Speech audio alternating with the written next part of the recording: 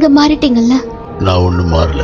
மாறின மாதிரி என்ன நானே ஏமாத்திட்டு இருக்கேன். அப்ப என்னதான் பிரச்சனை? எனக்கு தனிமையா இருக்க பிடிக்கும். ஆனா எனக்கு இருக்கிற ஒரே பிரச்சனை என்ன தெரியுமா? இப்படி மத்தவங்க கூட இருக்கிறது தான். மத்தவங்களை பத்தி தெரிஞ்சுக்கணும் நீ விருப்பப்படுறது இல்லையா? இது மேலேயாவது அக்கறை காட்டணும்னா தேவையில்லாத பிரச்சனை வரும். அதனால அக்கறை காட்டுறத எப்போ நிறுத்திக்கிட்டேன்.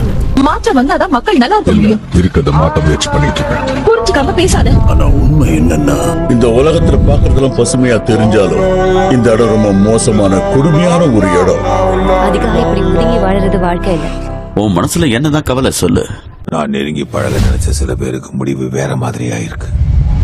இந்த உலகத்துல கெட்டவங்க மட்டும்தான் கெட்டது பண்றாங்கன்னா தடுக்கிறது ஈஸியா இருந்திருக்கும். நான் எல்லாத்தையும் தனி மரமா